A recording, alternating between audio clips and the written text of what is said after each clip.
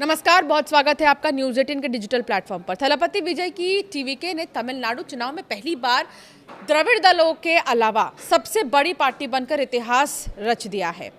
राजनीति में पूरी तरह सक्रिय होने का स्पष्ट संदेश देकर जनता में अपनी गंभीरता का भरोसा दिलाया है टीवीके ने। डीएमके और एआईएडीएमके की अगर बात करें तो उनके साथ गठबंधन से इनकार कर भ्रष्टाचार विरोधी विकल्प दिया था। आइए आपको बताते हैं कि तमिलनाडु में थलपति विजय ने ऐसा क्या कमाल किया जो रजनीकांत और कमल हसन तक नहीं कर पाए। जब कोई फिल्म स्टार राजनीति में कदम रखता है तो सीरियस नहीं लिया जाता है उन्हें। समझदार वोटर जानते हैं राजनीति उनकी फील्ड ही नहीं है। फिल्म स्टार जनता की समस्याओं पर उतना तवज्जो नहीं दे पाएंगे जितने फुल टाइम पॉलिटिशियन दे सकते हैं। थलपति विजय भी वोटर्स की इस सोच से अनजान नहीं थे। साउथ सिनेमा के सुपरस्टार थलपति विजय ने राजनीति के मैदान में भी धमाल मचा दिया। विजय की पार्टी टीवीके ने सोमवार को तमिलनाडु के चुनावी इतिहास में एक तरह का रिकॉर्ड बनाते हुए सत्तारूढ़ द्रमुक और उसके अध्यक्ष मुख्यमंत्री एमके स्टालिन को उनके कोलाथुर निर्वाचन क्षेत्र में करारी शिकस्त दी। सबसे बड़ी पार्टी बनकर उभरी। 1967 में राज्य में पहली गैर कांग्रेसी सरकार के सत्ता में आने के बाद से ये पहली बार है जब दो द्रविड़ दलों के अलावा कोई अन्य पार्टी चुनाव में विजय हुई। ऐसे में सवाल उठता यह है कि विजय ने ऐसा क्या किया कि इन्हें पहले ही चुनाव में इतनी बड़ी जीत मिल गई। इससे पहले साउथ के सुपरस्टार रजनीकांत, कमल हसन ने भी कोशिश की लेकिन राजनीति के क्षेत्र में वो कमाल नहीं कर पाए।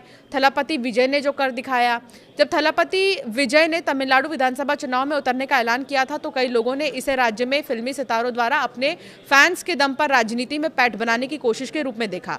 तमिलनाडु में फिल्म सितारों को नेता चुने जाने का इतिहास रहा है। एमजीआर और जयललिता जैसे दिग्गजों ने मुख्यमंत्री के रूप में अपनी धाक जमाई।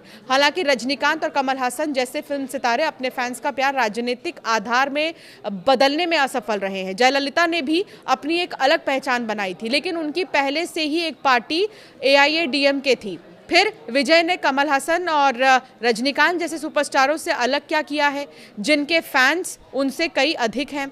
विजय के राजनीति में इस ब्लॉकबस्टर परफॉर्मेंस के पीछे के कई कारण हैं जो इसे एक असाधारण उपलब्धि बनाते हैं। आमतौर पर जब कोई फिल्म स्टार राजनीति में कदम रखता है तो उन्हें सीरियस लिया ही नहीं जाता। समझदार वोटर ये जानते हैं कि राजनीति इनके बस की बात ही नहीं है, ये तवज्जो ही नहीं देंगे। इतना जो पॉलिटिशियंस कर सकते हैं वो ये तो नहीं कर सकते हैं।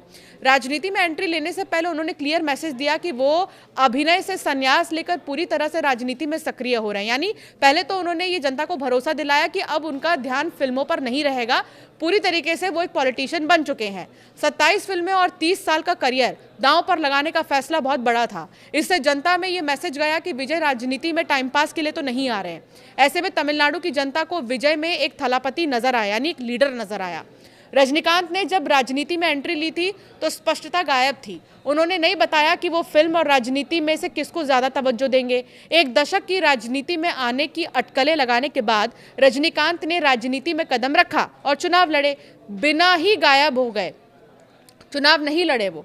महत्वपूर्ण बात यह है कि रजनीकांत जिनकी सिगरेट झटकने की अदाएं या धूप के चश्मे के साथ किए जाने वाले करतब दर्शकों को मोहित कर लेते थे, मतदाताओं को ये विश्वास दिलाने में विफल रहे कि वो लंबे समय तक राजनीति में मजबूती से टिके रहेंगे।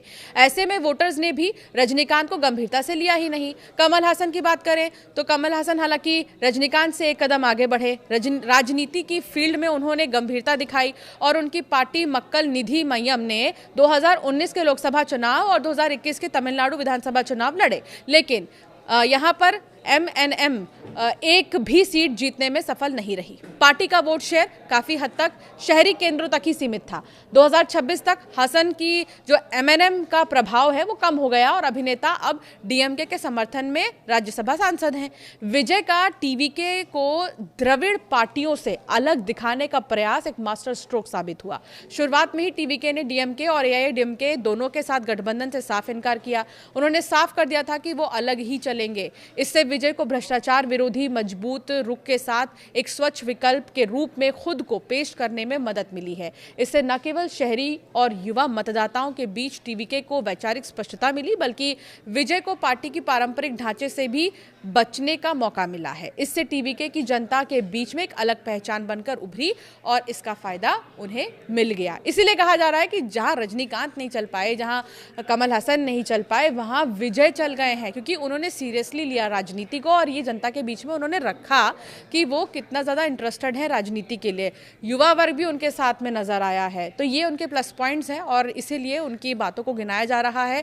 साथ ही जो उन्होंने घोषणा पत्र जारी किया था वो भी ज़्यादा काफ़ी चर्चा में रहा है।